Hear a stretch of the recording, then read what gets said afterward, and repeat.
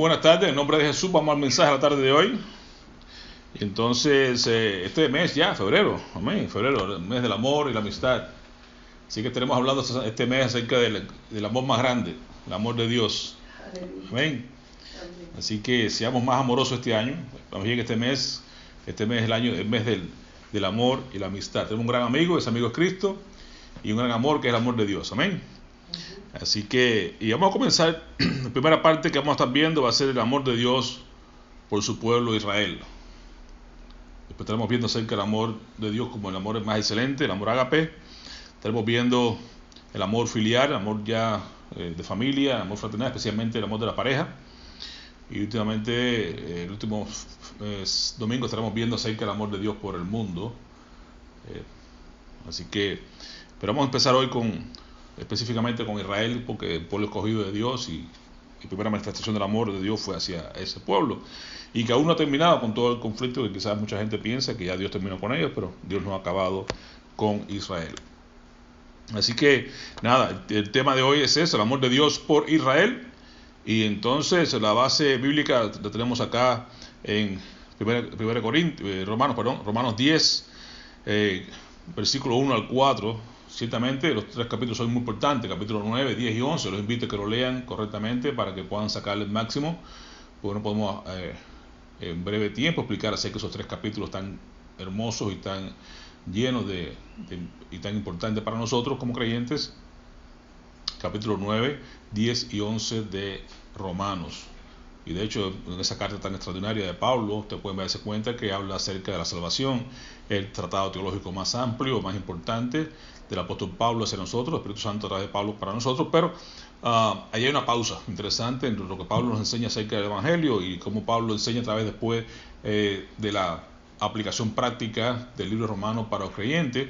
Hay una pausa entre esas dos, ahí viene siendo como la bisagra, ¿no?, de ese libro, y es los capítulos 9, 10 y 11. Así que es importante que tengamos en cuenta eso. Vamos a ver algunos aspectos rapiditos sobre el 9, 10 y el 11, pero especialmente quiero que ustedes los lean en su tiempo devocional para que puedan entender más.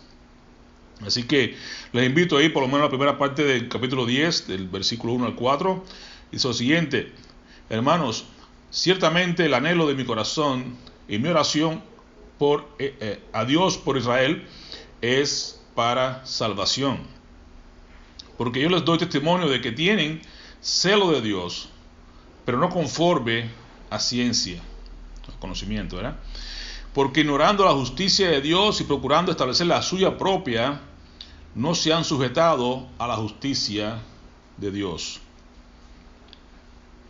Porque el fin de la ley es Cristo, para justicia a todo aquel que cree. Vamos a orar. Padre, en el nombre de Jesús, te agradecemos de antemano porque la obra que vas a hacer en nuestras vidas, tu palabra que es extraordinaria, especial e importante para cada uno de nosotros, la recibimos con acción de gracias y queremos salir de este lugar diferente a como llegamos, henchido tu presencia y edificados y preparados para hacer tu voluntad el resto de la semana. Recibe la gloria y recibe la honra en el nombre de Jesús. Amén. Amén. Así que, ciertamente, eso es lo que dice el apóstol Pablo, ¿no? Su oración, el anhelo de su corazón y su oración a Dios es acerca de Israel es para salvación.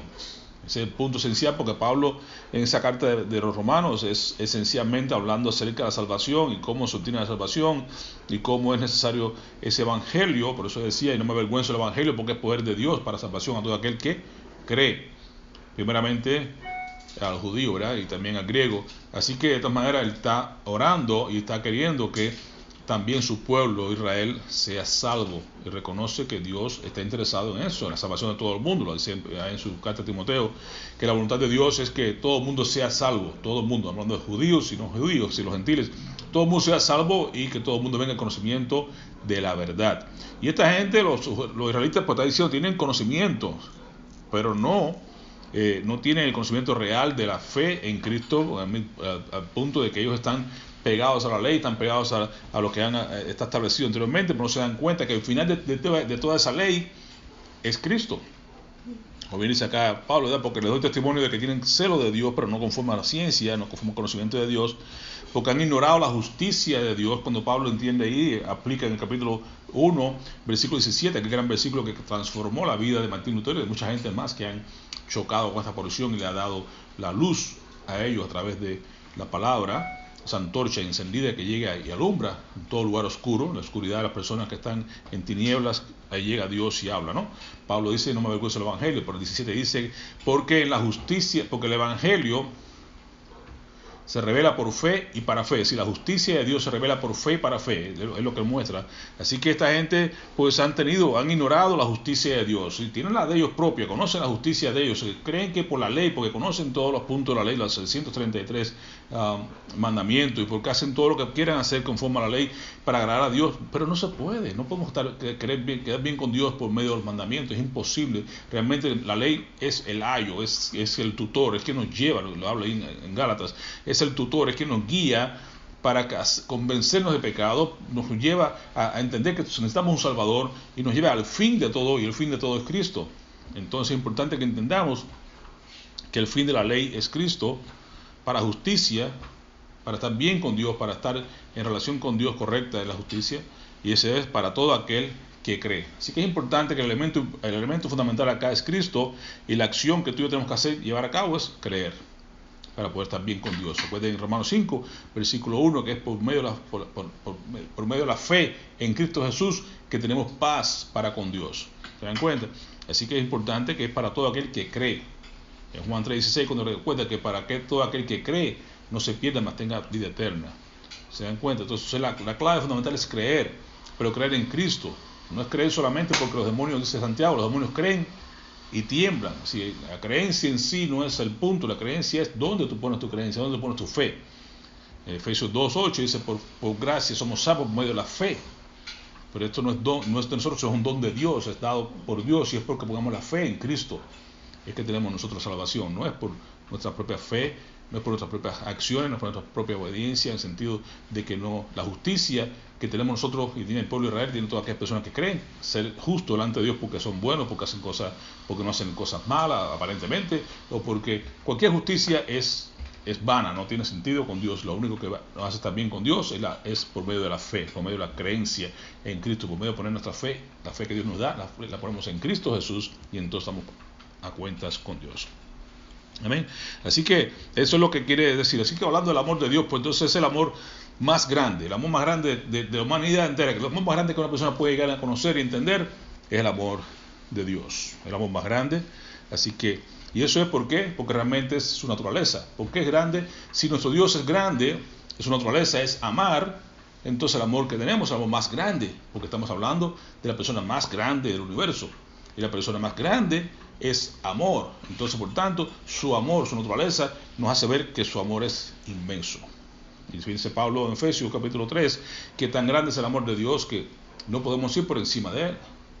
Tan grande es el amor de Dios que no podemos ir fuera de él. Tan grande es el amor de Dios que no podemos ir debajo de él. Quiere decir que es para su oración a los creyentes en Éfeso era esto: quiero que Dios les muestre qué tan grande es el amor de Dios. La altura, la profundidad, la anchura y la longitud del amor de Dios que es en Cristo Jesús. Así que vean qué tan grande es ese amor. Así dice el apóstol Juan, allí en su primera carta, dice en capítulo 4, versículo 8, el que no ama, no ha conocido a Dios. ¿Y por qué? Porque Dios es amor. Esa es su naturaleza. Dios es amor. Es por eso que podemos decir que estamos frente al amor más grande. Y ese amor es el amor de Dios. Así que este amor se manifestó. ¿Cómo se manifiesta ese amor tan grande de Dios? Se manifestó fundamentalmente en la cruz. Cuando quiera tiene duda con una persona que Dios le ama, te le dice, mira, Dios te ama, tiene un plan maravilloso para tu vida, Dios te ama y quiere lo mejor para ti. Y la gente dice, bueno, sí, Dios me ama, pero ¿cómo puedo saber que Dios me ama? Bueno, mira la cruz. La única manera de entender el amor de Dios es mirando a la cruz. Lleva a las personas allí siempre. Mira la cruz. ¿Cuánto le costó? ¿Qué miramos en la cruz? Miramos a Cristo. Primeramente, el Cordero de Dios, sin mancha, perfecto, inmolado. Oh, si era sin mancha, era perfecto. ¿Por qué tenía que ir a la cruz? Por causa de nosotros. Por ese amor intenso que Dios mostró. Dios tenía que mostrar su justicia sobre el pecado. ¿Cómo lo hizo? No lo hacía sobre nosotros, porque entonces si nos hace pagar por nuestro pecado, ninguno podría ir al cielo. Todos tenemos que pagar con nuestras vidas e ir al infierno. Por tanto, y ninguno somos buenos, ni perfectos, ni completos como Cristo Jesús. Por tanto, Jesús, siendo Él perfecto, llevó las imperfecciones nuestras, cargó nuestros pecados en la cruz, recibió la ira correcta, la ira justa de Dios, y entonces nos da a nosotros su justicia y toma Él nuestro pecado. Es el intercambio glorioso en el cual siempre le hacemos énfasis, que entendamos ese gran intercambio que ocurrió en la cruz del Calvario. Sin eso no estamos completos, no podemos estar bien delante de Dios. Entonces cuando Dios me mira ahora, me ve a mí cubierto por la justicia, la santidad de Cristo, entonces yo puedo estar delante de Dios no por mi perfección, sino por la perfección de Cristo, que es la que me rodea, es la que me ha revestido. Ahora su santidad me envuelve, su justicia me reviste, y entonces puedo pararme delante de un Dios que no solamente es amor, sino con un Dios que es justo. Delante de Él no puede haber pecado. ¿Y cómo puede ser esto? Solamente estoy cubierto por la sangre del Cordero. Aquella imagen que le mostró al pueblo de Israel, cuando estaba en Egipto, para salir de Egipto, le pidió poner aquella sangre del Cordero en los postes de las puertas y en el tindel de la puerta para poder salir. Eso es mostrando, y si se da cuenta, físicamente en aquel momento el ángel de la muerte vino y pasaba por alto en esas casas, estaban puestas la sangre del Cordero. Quiere decir que ahí el término Passover, el término de Pascua, pasaba por encima y no tocaba a los hijos de Dios. Y esa es la idea, que cuando venga el juicio divino de Dios en el final, en el juicio final, pasa por alto por nosotros, porque no estamos ya cubiertos por la sangre del Cordero y no hay forma posible de que el ángel de la muerte nos pueda tocar. Por eso dice que no tiene parte en nosotros la muerte segunda, porque hemos estado ahora en Cristo Jesús. Amén. Esa es la clave de estar en Cristo. Tantas veces que el apóstol Pablo insiste sobre ese tan pequeño elemento, aparentemente, pero tan profundo. En Cristo somos ahora más que vencedores. En Cristo somos nuevas criaturas. En Cristo tenemos paz con Dios. En Cristo tenemos entrada al cielo. En Cristo. Si no estamos en Cristo, hermano, de nada sirve. ¿Qué podemos traer nosotros por nuestra cuenta? ¿Qué podemos ofrecerle a Cristo? ¿Qué podemos ofrecerle a Dios si no tenemos nada bueno en nosotros? Y bien claramente Pablo dice: en mí, yo sé que en mi carne, en mí no existe nada bueno. No hay nada bueno que pueda presentarle a Dios. Pero solamente ahora con Cristo, a su cruz me apego, a su cruz me acerco, y ahí es que está la bendición tuya y mía, en la cruz. Bien claramente dice Juan en su capítulo 15, en su evangelio, versículo 13, nadie tiene mayor amor que este, que uno ponga su vida por sus amigos. Y es interesante que hablando de la amistad, hablando de que ¿cómo Jesús nos llama amigos?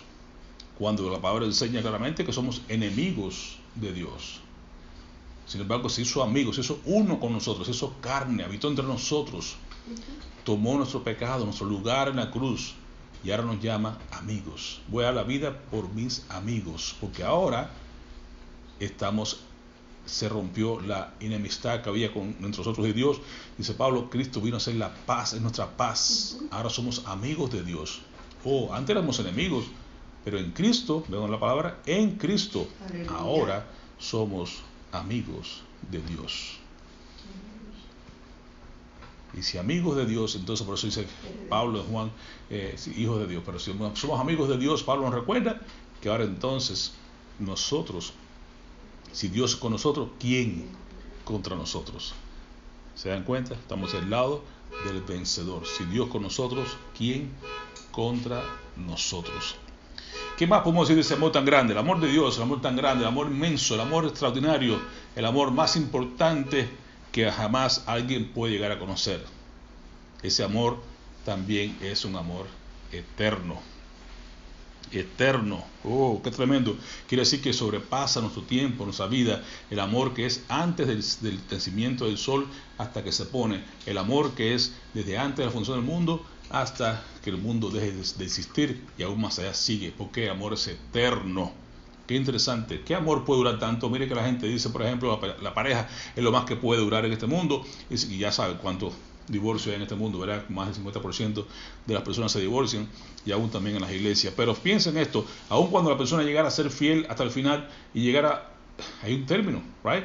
Nos morimos, y al morirnos pues se acaba todo. Por eso que cuando se casa una persona se le dice, mira, ¿sabes qué? Hasta que la muerte los separe. ¿Sí? Llega la muerte, ese enemigo final que Pablo habla, ese enemigo que todos queremos vencer, ese enemigo que mucha gente le tiene miedo, ese enemigo final separa pone término al amor, pero el amor de Dios no, el amor de Dios es eterno. ¿Por qué? Porque si Dios es grande, su amor es grande. Si Dios es eterno, su amor es eterno. ¿Se dan cuenta? Y mire, ese eterno amor de Dios incluye con él fidelidad y misericordia. Por tanto, tenemos una gran garantía. Si Dios me ama, amor, hermano, ya no me ama más que yo necesito este mundo. Dios me ama, Dios me ha amado. ¿Ok? Y eso es importante que lo veamos, porque incluso en Apocalipsis dice que Dios nos amó, quiere decir que es algo ya en pasado, ya lo ve como algo hecho, como algo completo. No es que, ay, si Dios me amara, no, ya Dios te amó desde que te formó en el vientre de tu madre. Dios te amó desde que te creó para que seas parte de su familia. Que andábamos locos por ahí dando vueltas y huyendo y sin querer saber del amor de Dios, es otra cosa, pero Dios nos amó. La sorpresa para nosotros cuando venimos a Dios. Pero ya Dios no se sorprende, Dios sencillamente está esperando para hacer fiesta. Como dice, hay más fiesta en el cielo con un pecador que no te arrepiente, hay fiesta.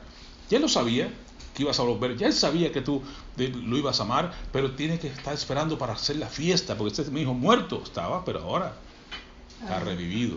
¿Se dan cuenta? Eso es lo que Dios está esperando de cada uno de nosotros.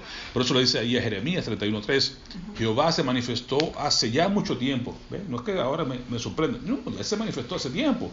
Ya Dios lo sabía desde antes del tiempo, diciendo, con amor eterno te he amado. Ven el término pasado, te he amado con amor eterno. Por eso es que yo te prolongué mi misericordia. Ahora, el amor de Dios es beneficioso para ti y para mí. El amor de Dios nos trae con él no solamente fidelidad, porque va a estar contigo, conmigo todo el tiempo, sino que al mismo tiempo tenemos misericordia.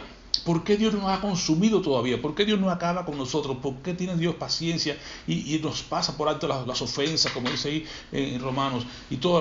¿Por qué?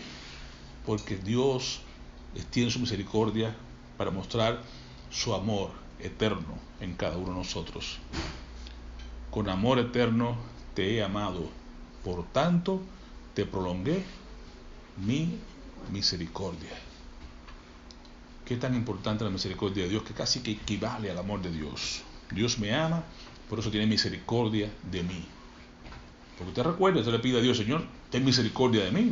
No pida otra cosa, no pide juicio. Si pide juicio, lo da lo que realmente necesita, lo que realmente te lleva. Y eso no va a ser bueno, ni agradable, ni le va a gustar lo más mínimo. Pero te digo, cuando alguien pide algo que sabe que no merece, está pidiendo misericordia. Recuerda al ciego Bartimeo, Jesús, hijo de David, ten misericordia de mí. Clamaba, y todo el que clama y le pide a Dios, le pide misericordia, ten misericordia, no me dé lo que merezco, Señor, yo te he fallado, pero no me dé lo que merezco, ten misericordia, dame aquello que no me dé lo que merezco. Es sencillamente eso, misericordia. El juicio es darte lo que te mereces, pero tú le pides a Dios misericordia para que pase por alto su juicio, para que no te castigue, no te discipline, no tire su ira sobre ti, porque realmente eso no queremos eso, ¿verdad que no? Pero entonces su misericordia, que equivale a su amor. Otro aspecto importante del amor de Dios es que el amor de Dios es incondicional. El amor de Dios es incondicional. Un término en el cual yo me inclino a pensar un poquitico diferente en cuanto al término. No me gustaría tanto la palabra incondicional, porque incondicional como que viene de palabra, la palabra viene como diciendo como que no hay condiciones, no hace falta condiciones. No es exactamente la traducción incondicional en cuanto a que no requiere condiciones, porque si realmente hay una condición para poder ser aceptado con Dios, y esa condición es creer, esa condición es nacer de nuevo. Si tú no naces de nuevo no puede creer, y si no crees no puedes ser parte de la familia de Dios. Entonces hay una condición, la condición es nacer de nuevo, la condición es ejercer esa fe, pero me refiero a que no es la condición en el sentido del amor que se hace incondicional, sino el amor de Dios es justo, va a poner de esa manera. El amor de Dios es justo. Yo pensaría más profundo, digo, ¿por qué es justo el amor de Dios? Dios es justo, aunque muchas veces nos parece a nosotros injusto, si vamos a verlo desde el punto de vista que quiero explicarles ahorita, pero es que el amor de Dios es justo porque Dios sí sabe quién va a responder a su amor. Yo sé que el amor de Dios es para todo el mundo, lo vamos a ver en Juan 3:16. Sí, Dios amó de tal manera al mundo, todo aquel que en él cree no se pierda, de acuerdo, pero no todo el mundo va a creer. No todo el mundo cree. Entonces decir, ¿por qué? Si es incondicional, ¿por qué no todo el mundo es amado? Porque hay una condición. ¿Cuál es la condición? Creer. Pero no todo el mundo va a creer. ¿Y por qué no cree? Porque no todo el mundo ha nacido de nuevo. No todo el mundo ama a Dios, no todo el mundo va a querer dejar su pecado, no todo el mundo va a querer arrepentirse. pero Dios sí sabe quién lo va a hacer. Por eso Dios es justo, Dios sabe de antemano quién sí va a hacer. Pero cuando hablamos de predestinación nos es difícil entender por qué Dios me ha predestinado, porque que Dios predestinó a uno para el infierno, otro para el cielo. No, es que Él sabe quién va a responder ante esa oferta extraordinaria del amor de Dios. Un amor gratis, un amor extraordinario, un amor tremendo, un amor completo, un amor que es digno de ser recibido, pero no todo el mundo lo recibe. Como Dios conoce el corazón, que tú y yo no sabemos, que nosotros le hablamos a todo el mundo, le explicamos a todo el mundo, le predicamos a todo el mundo, le ofrecemos a todo el mundo esa oportunidad del amor, pero yo no sé quién va a responder correctamente, o quién responde ahora y es falso, y al largo pasar el tiempo te das cuenta que no dio fruto, al mismo tiempo te das cuenta que se aparta y todas las cosas que vemos constantemente en la iglesia, pero el amor de Dios es justo. Él sí sabe quién es realmente. Por eso que es difícil a veces cuando vamos y leemos la palabra y vamos ahí estos capítulos, como les digo, capítulos 9, 10 y 11 de Romanos, y entonces hay que entender que la palabra, Dios, su amor es como ¿cómo decir? Son las dos caras de una moneda, ¿no? Lo que es el amor y la justicia de Dios. Dios es justo, Dios es amor. No puede una cosa sin la otra. Dios te ama, pero no puedes dejarte estar como eres pecador, porque entonces no te está amando, no hay justicia por ese lado. Entonces, ¿cómo Dios puede resolver este dilema entre de justicia y amor? Es como vimos en la cruz. Cristo tomó tu lugar y el mío. Dios derrama su ira sobre él y su ya justicia. Al mismo tiempo, ahora sí puede amarte porque está cubierto por la sangre de Jesús. Entonces, ven, las dos cosas son importantes, pero no pueden estar separadas. Entonces, ¿cómo Dios es justo? Y vemos aquí esta porción que es complicada para mucha gente cuando lo leen. En Romanos 9, 13, dice por ejemplo, acá como está escrito, a Jacob amé, mas a Esaú aborrecí. Es que Dios aborrece a alguien, Dios odia a alguien. Como que es difícil a veces entender si lo ves así solo sin mirar mucho más. Dice, ¿qué pues diremos? Dice Pablo, ¿que hay injusticia en Dios? Pregunta Pablo, una pregunta retórica. Claro que no, dice, de ninguna manera, no hay injusticia en Dios. Dios es justo, no puede haber injusticia en Dios. Pues dice Moisés, dijo, tendré misericordia que no tenga misericordia, que no tenga misericordia. Así es Dios. Pero yo digo que Él es el que tiene el derecho, porque Dios es el quien creó.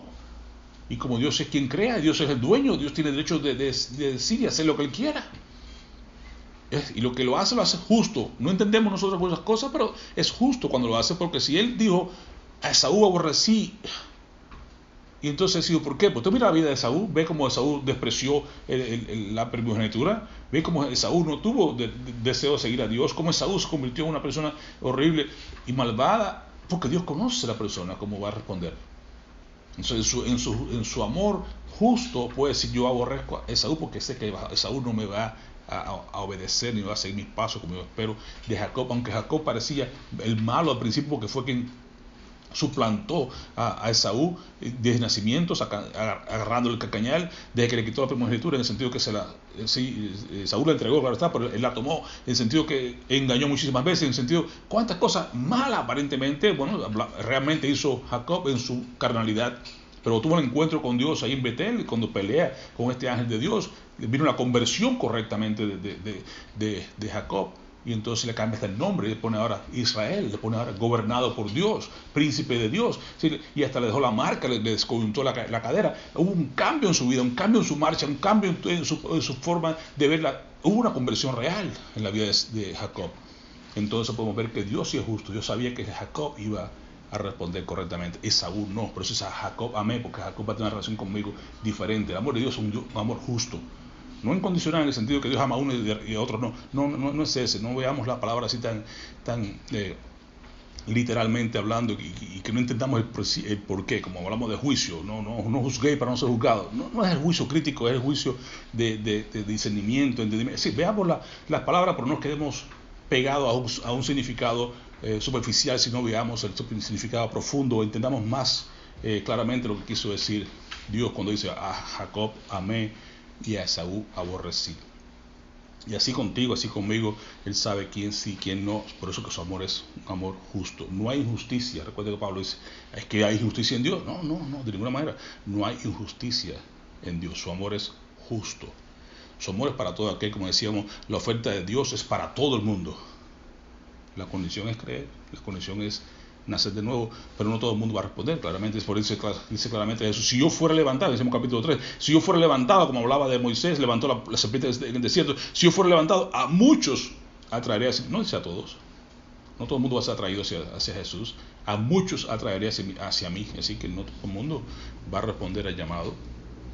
Porque de tal manera amó Dios al mundo. Su parte está clara: Dios amó al mundo y Dios entregó, Dios preparó, hizo provisión para el mundo perdido, pero es para que todo aquel que en Él cree no se pierda, mas tenga vida eterna. Para aquel que crea, para aquel que ejerza la fe en Cristo, para aquel que es nacido nuevo, aquel que tenga la disposición ahora para hacer las cosas de Dios, a ese se le da el derecho de ser hijo de Dios. Recuerde, aquel que cree, el que recibe a Jesús en su corazón, entonces dice claramente, a ese le dio la potestad, el derecho de ser hecho un hijo de Dios.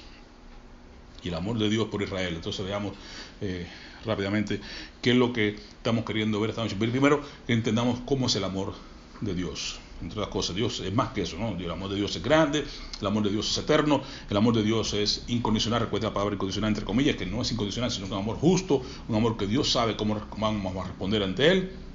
El amor de Dios es para todos, pero no todos van a responder. Como bien dice Pablo en Hebreo, no le sirvió porque muchas veces no iba acompañada de la fe. No les aprovechó la gracia de Dios porque no fue acompañada de fe. O sea, la fe es importante, el creer es importante, el nacer de nuevo es importante. Son los elementos que hacen falta para entender que hay condiciones que llevar a cabo. Por ejemplo, se habla en sentido calvinista, se habla de eso, que la gracia de Dios es irresistible.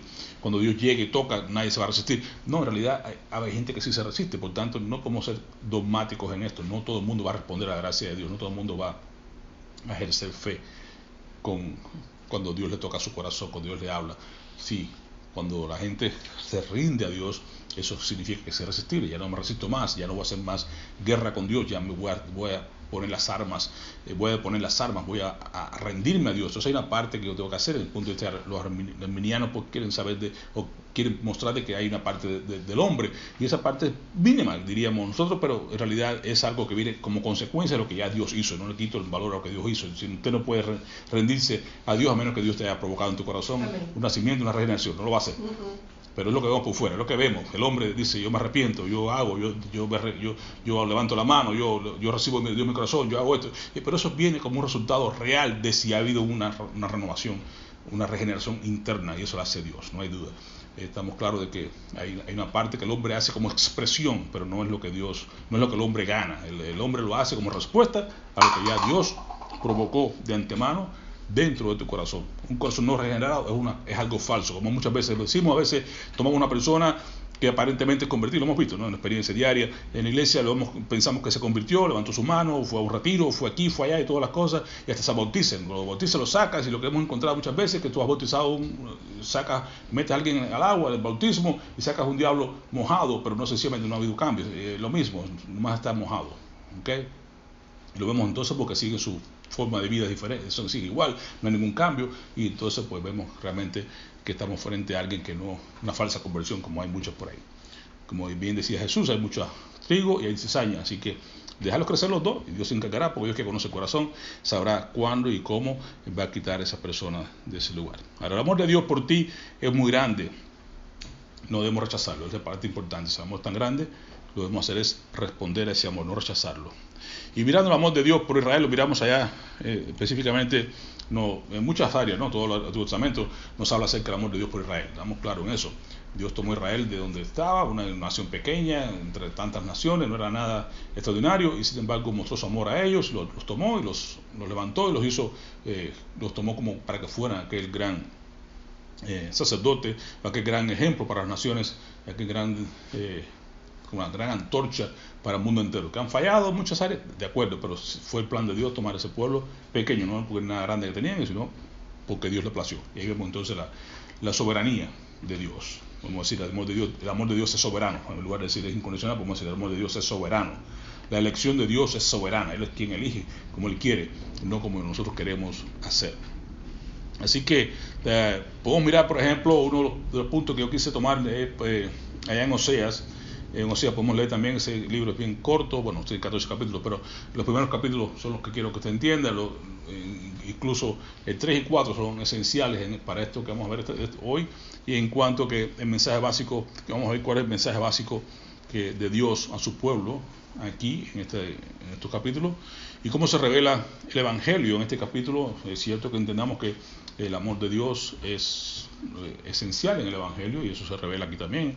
Y Dios ofrece gratuitamente ese perdón para nuestros pecados. Eso es lo que es el Evangelio, ¿no? El perdón de pecados para las personas que quieran recibir de Dios eso. Así que vamos a entender acá cuál es el costo personal de la lección para Oseas, en el sentido personal, ¿right?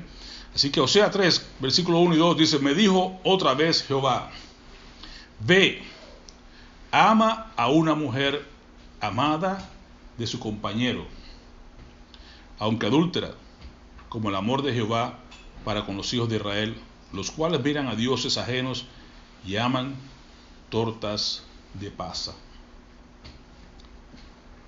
Dice: la compré entonces para mí por 15 siclos de plata y 1 homer y medio de cebada. El tiempo es corto, por eso no podemos entrar en muchos detalles, pero usted entiende lo que quiero decir. Acá está esta historia, una historia de amor muy interesante, muy bella y muy difícil para muchas personas si fuéramos a hablar de que Oseas tuvo en lo personal que, siendo un profeta, siendo un hombre de Dios, y Dios le pone en este tipo de situación: ve y toma a esa mujer que es adúltera, esa mujer que es amada por otra persona, y cómprala, evangelio, redímela, paga por ella, tráetela contigo y ten hijos con ellas y ámala.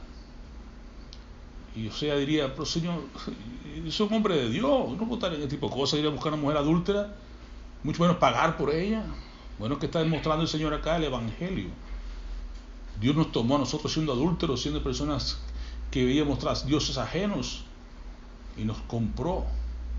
Pero Él tuvo que pagar el precio en lo personal para entender, primeramente, para poder llevar el mensaje al pueblo de Israel de forma clara y convincente, con la pasión que Él lo hace en la segunda parte de su libro, que es la parte como Él actúa entonces como profeta realmente. Dios lo usó primeramente, lo quebrantó inicialmente, lo puso a pasar una experiencia personal. Es lo que muchas veces decimos: las personas tenemos que tener una experiencia personal de encuentro con Dios. Nadie puede hablar con pasión a las cosas de Dios, vivirla, si tú no has tenido una experiencia inicialmente con Dios. Y eso es lo que Dios permitió en la vida de Él. Lo hace mucha gente, ¿no? Lo permitió en la vida ¿cómo te digo?, de Jeremías. También usó a Isaías y los puso a hacer cosas. Ezequiel lo puso a hacer cosas locas, pero un profeta tenía que hacer lo que el Señor le decía. Y entonces, para mostrar el amor de Dios, para entender la comprensión, cómo hizo con Pablo, cómo lo tiró del caballo, cómo hizo con Pablo, cómo le tiró a José, cómo todas las vicisitudes que pasó Pablo, de los azotes, para poder tener un hombre ahí que verdaderamente viviera el evangelio y hablara por el evangelio y muriera por el evangelio y impulsara el evangelio de la manera que lo hizo.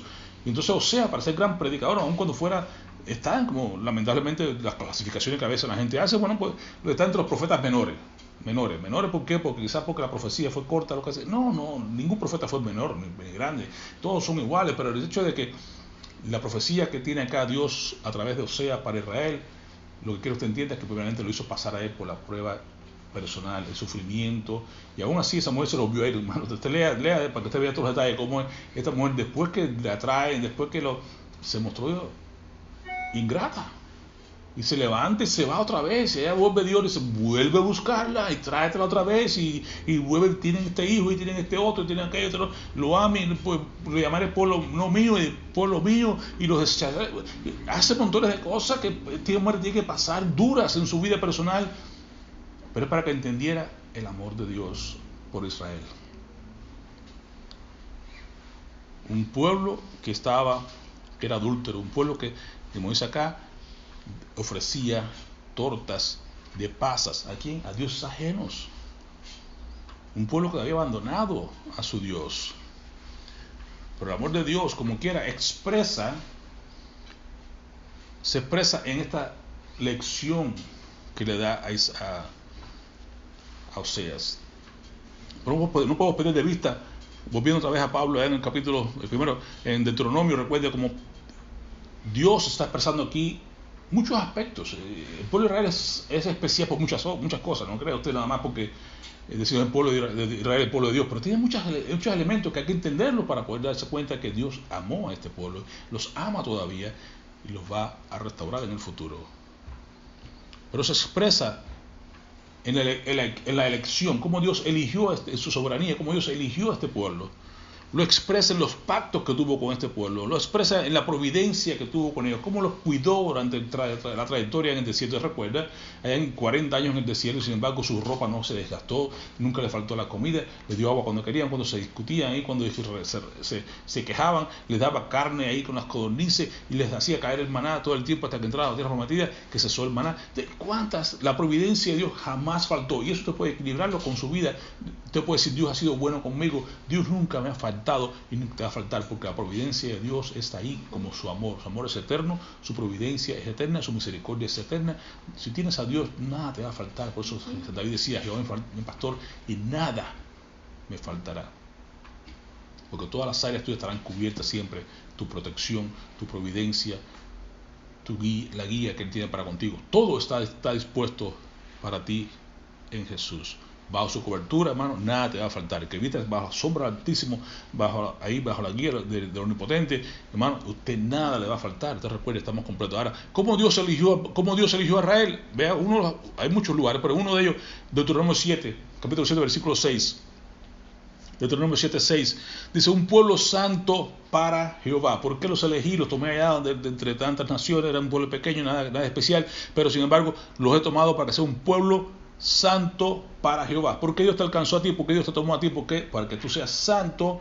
Efesios dice, nos ha amado, nos ha redimido, todas las cosas, dice, para que seamos santos delante de Dios. Dice Pedro, nos recuerda también de Levítico, ser santo porque Dios es santo. Es decir que hay propósito para el pueblo de Israel, pero para ti y para mí, que estamos ahora injertados ahí, podemos entender cuál es el propósito para nosotros, para un pueblo santo para Jehová. Dice, porque tú eres pueblo santo para Jehová tu Dios. Jehová tu Dios, que dice, te ha escogido para hacerle un pueblo especial, más que todos los pueblos que están sobre la tierra. Y que dice Pedro, nosotros somos un pueblo especial, un pueblo escogido, adquirido por Dios. Se dan cuenta, real sacerdocio, para anunciar las virtudes de aquel que nos llamó de las tinieblas a su luz admirable. Entonces Pablo, hablando del pueblo de Israel, nos dice en el Nuevo Testamento que son israelitas, capítulo 9, versículos 4 y 5, que son israelitas a quienes pertenece, mira lo que pertenece al pueblo de Israel, ¿por qué es tan especial? A él pertenece la adopción como hijos, también a nosotros ahora somos adoptados con Dios. A ellos pertenece la gloria, a ellos pertenecen los pactos, el pacto que hizo con Abraham, el pacto que hizo con David, el pacto que hizo con Noé, todos los pactos que ha hecho Dios. ¿Con quién lo hizo? Con el pueblo de Israel. Ahora tú y yo somos ahora beneficiarios más bien de esos pactos, pero todo vino a través de ellos, los pactos. La promulgación de la ley, ¿de quién es la ley? La ley vino por ellos, el culto vino por ellos, los profetas, las promesas vinieron por ellos, de quienes son los patriarcas y de quienes según la carne procede el Cristo, el cual está sobre todas las cosas, Dios bendito por los siglos. Amén.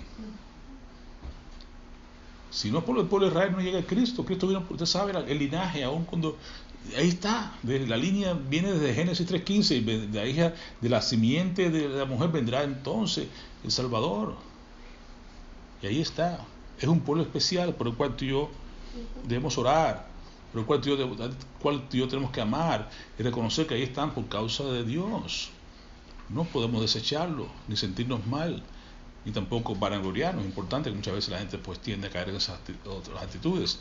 El amor de Dios por Israel se expresa en metáforas, como se expresó acá en Oseas, volviendo a Oseas, dice otra vez en Oseas 3:1, me dijo otra vez Jehová, ve, ama a una mujer amada de su compañero, aunque adúltera. ¿Cómo compara? Como el amor de Jehová para con los hijos de Israel, que son ¿qué? Adúlteros también, los cuales miran a dioses ajenos y le hacen hasta tortas de pasas. ¿Qué tenemos ahí en Oseas? Un cuadro triste, un cuadro de fidelidad rota. ¿Qué dijimos ahorita del amor de Dios? El amor de Dios es fiel, el amor de Dios dice de prolongado en misericordia, con amor eterno te he amado. ¿Y qué hace el pueblo de Israel? Rompe esa fidelidad. ¿Qué le muestra Dios a Oseas? Mira la infidelidad de tu pueblo. ¿Qué le muestra? Mira la idolatría de tu pueblo. ¿Qué le muestra? Mira cómo se han alejado de su Dios. Ese es el mensaje que le lleva en lo personal al profeta. El profeta sale luego a proclamarle: ustedes son adúlteros, ustedes han profanado el templo, ustedes han acabado se han alejado de Dios, ustedes han olvidado. Eso es porque él vivió en carne propia lo que ahora iba a proclamar como gran profeta del pueblo de Israel. Capítulo 4, versículo 1 dice: oíd palabra de Jehová, hijos de Israel. Nos sale a decirle: porque Jehová contiende con los moradores de la tierra. ¿Por qué? Porque no hay verdad ni misericordia, ni conocimiento de Dios en la tierra. ¿Cuántos males había en la tierra en el tiempo de Oseas? Perjurar, mentir, matar, hurtar, adulterar, prevalecen, y homicidio tras homicidios se suceden. Oh, qué tierra tan difícil, qué tiempo más difícil los Oseas.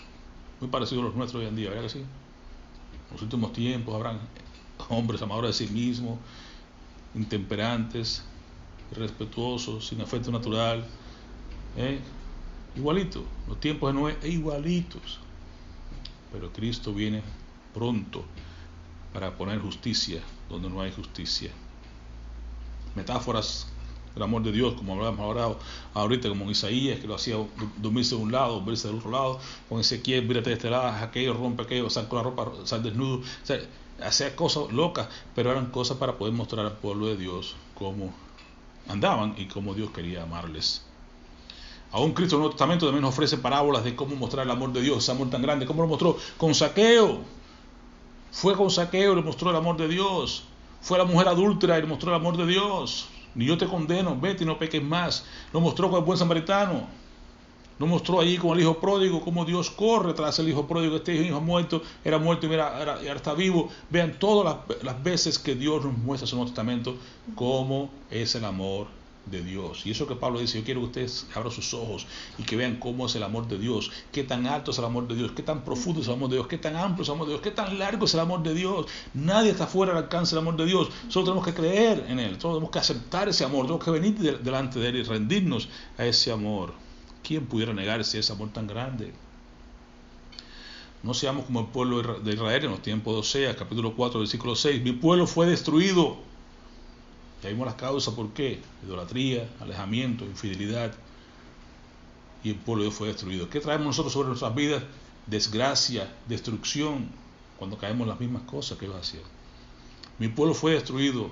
¿Por qué? Porque le faltó conocimiento. ¿De quién? De Dios. Por cuanto desechaste el conocimiento. ¿De quién? De Dios. Yo te echaré del sacerdocio. Recuerda, el pueblo de Israel era el pueblo sacerdote, sacerdotal, que iba a mostrar, a guiar al mundo acerca de las cosas de Dios. Te voy a sacar del sacerdocio. Los sacaron fuera, para allá, para Babilonia, y los sacaron fuera, varias veces los fueron sacando de sus pueblos. ¿Por qué? Porque no hacían las cosas que Dios quería. Y porque olvidaste la ley de tu Dios, también yo me olvidaré de tus hijos. Es lamentable cuando miramos las cosas y miramos despacio, hermano. Dice: yo me olvidaré, esperaríamos que dijera Dios: yo me olvidaré de ti porque te olvidaste de mí. No, me olvidaré de tus hijos. Porque recuerda que Dios dice: la maldad de los padres en los hijos. Es lo que quiero que te entienda, que el pecado nuestro nos afecta, no solamente a nosotros, nos afecta a nuestros hijos. Nuestros pecados van más allá, porque Dios dice: tú te olvidas de mí, yo me olvidaré de tus hijos. Sí, voy a visitar la maldad de los padres en los hijos, hasta la tercera y la cuarta generación. Sí, es cierto que hará millares. Qué bueno, mejor hacer las cosas bien, porque cuando hacemos las cosas bien dice que visitará y hará favores a millares de generaciones. Pero si hacemos las cosas malas, visitará la maldad de los padres en los hijos hasta la tercera y cuarta generación. Y mi pueblo perece por falta de ¿qué? De conocimiento. O sea, no pereceremos nosotros porque estaremos buscando el conocimiento de Dios. Así que busquemos el conocimiento de Dios para que no caigamos en esta condenación que cayó el pueblo de Israel. Sencillamente un amor tan grande, hermano, presupone una respuesta también grande a ese amor tan grande. No hay de otra. Amén. Juan 14, 21 dice: el que tiene mis mandamientos y los guarda, es el que me ama. Amén. Y el que me ama será amado por mi Padre, y yo la amaré y me manifestaré a Él. Amén. Bendición. Ama a Dios con todo tu corazón, con toda tu fuerza, con toda tu alma, con toda tu... Es lo que dice el gran mandamiento. Y ama a tu prójimo como a ti mismo. Es lo básico. Un amor tan grande requiere una respuesta grande. El apóstol Pablo entendió. 2 Corintios 5, 14 y 15 dice: porque el amor de Cristo nos constriñe, nos apremia, habiendo llegado a esta conclusión, sabiendo esto, que si uno murió por todos, luego todos murieron. Y por todos murió, ¿para qué? Para que los que viven ya no vivan para sí, sino para aquel que murió y resucitó por ellos. La función en la mía es por ese amor de Dios que nos constriñe, que nos impulsa, que nos apremia. Debemos nosotros vivir para Cristo, aquel que murió por nosotros, aquel que resucitó por nosotros, aquel que está sentado a la diestra del Padre, aquel que nos dejó ese regalo del Espíritu Santo. Así que, hermano, así como el profeta había perdonado, porque tuvo que perdonar varias veces, hermano. Perdonó a su esposa que se le iba y volvía, así como él mostraba ese perdón que Dios le decía: perdónala, recíbela, ve, paga por ella, tráela de vuelta, hazle más hijos. Así como el profeta había perdonado a su esposa infiel, estaba también dispuesto a recibirla de nuevo. Dios está dispuesto a hacer lo mismo en favor de su pueblo, del pueblo de Israel. No todo está perdido. Israel no está. Pensamos que ya terminó Dios con él. Mucha gente piensa de esa manera, pero Dios no ha terminado con el pueblo de Israel. Dios lo va a restaurar. Su amor es un amor que restaura. Lo vemos más adelante en Isaías 4:14, en Oseas 4:14. Así que lo que quiero que usted entienda es que basado en este libro de Isaías, pero de Oseas, vemos que hay consecuencias. La idolatría, la infidelidad, todo eso trae consecuencias, y por tanto hay un llamado al arrepentimiento. Volvámonos a Dios, porque el pueblo de Dios perece por falta de conocimiento. Pero si ya sabemos lo que hay, conocemos que hay, hemos pecado, vamos y confesamos y nos arrepentimos y alcanzamos entonces misericordia. Hay promesa de restauración futura. Estamos hablando del pueblo de Israel. Para nosotros, usted se arrepiente y luego hay restauración, pero Dios, estamos hablando aquí del pueblo de Israel, de su amor por Israel, no se ha terminado. Dios va a restaurarlo futuramente, y el pueblo de Israel podrá reconciliarse también con Dios, como tú y yo estamos reconciliados ahora a través de Cristo Jesús. ¿Cómo lo sé? El apóstol Pablo, una vez más, nos recuerda en Romanos, capítulo 11, 25, dice: porque no quiero, hermanos, que ignoréis este misterio, para que no seáis arrogantes en cuanto a vosotros mismos, que ha acontecido a Israel endurecimiento en parte, pero hasta que haya entrado la plenitud de los gentiles. Y luego está la bendición. Y entonces todo Israel será salvo, como está escrito: vendrá de Sión el libertador, que apartará de Jacob la impiedad. Cristo vendrá y quitará esa impiedad de Jacob, de Israel. Y este será mi pacto con ellos, cuando yo quite sus pecados. Así que en cuanto al evangelio, ahora, ¿no?, son enemigos por causa de vosotros, pero en cuanto a la elección, recuerden que ha sido el pueblo elegido de Dios, son amados por causa de los padres, los profetas, porque revocables son los dones y el llamamiento de Dios. Amén. Así que el amor de Dios es un amor grande, es un amor eterno, un amor soberano, es un amor que nos alcanza a todos, y especialmente al pueblo de Israel. No olvidemos al pueblo de Israel, que por ellos haber rechazado a Cristo, hemos entrado a los gentiles. Estamos injertados. Ellos son el olivo real, el verde. Nosotros éramos silvestres, y Dios nos ha injertado en ese olivo. No somos nada, solamente somos ramas. La savia fluye de la raíz, y la raíz es del pueblo de Israel, el remanente de Israel, que ha sido elegido, que ha sido escogido. De él son el pacto, de él son las promesas, de él son la elección, de él son los profetas, de él son la ley, de él son todo. Y nosotros recibimos la bendición. Ahora, como dicen Abraham, en tus simientes serán benditas todas las familias de la tierra. Somos bendecidos nosotros, pero es porque si la simiente está ahí en la raíz de los israelitas. No perdamos de vista eso. Oremos por el pueblo de Israel. Sabemos que hay promesa futura de restauración. El amor de Dios nos alcanzó a nosotros, pero alcanzó a ellos primero. El amor de Dios va a seguir derramándose sobre nosotros, y esperamos que en un futuro también sobre Israel. Así que es nuestra parte adorar a Dios, darle gracias a Dios por habernos aceptado, por habernos tomado, pero al mismo tiempo que no seamos enemistados con ellos, sino oremos por ellos para que muchos más puedan ser salvos y conocer en este tiempo ese amor de Dios que sobrepasa todo entendimiento. Amén. Bueno, Padre, te damos gracias por tu palabra, gracias porque nos recuerdas que tu amor es inmenso, tu amor es soberano y que no excluye a nadie. Todo el mundo está incluido en ese amor tuyo porque tú, Señor, cubres toda la tierra, tu amor y tu gloria cubren toda la tierra, Señor. Ayúdanos, Padre Santo, a que ese mismo amor que hemos recibido podamos compartirlo con aquellos que no te conocen, que puedan recibir también ese amor, especialmente el pueblo de Israel. Oramos por ellos para que se conviertan, para que vengan a ti, para que puedan reconocerte, Señor, que no solamente el conocimiento de la ley los lleva cerca de ti, sino que para ser salvos tienen que hacerlo como todo el mundo, por medio de la fe en Cristo Jesús. Y ese es el vínculo que tú has establecido, y así que debe ser porque tú no cambias, Señor. Tú has establecido una forma de salvación para todo el mundo, grandes, pequeños, de cualquier tribu, toda nación. Tenemos que creer en ti. Y esa es la forma de poder estar bien contigo, a través de la fe en Cristo Jesús. Oramos para que tú le des esa fe a cada uno de ellos y que puedan también encontrar el camino de la salvación y la vida eterna a través de Cristo Jesús. En quien oramos, te damos las gracias. Amén.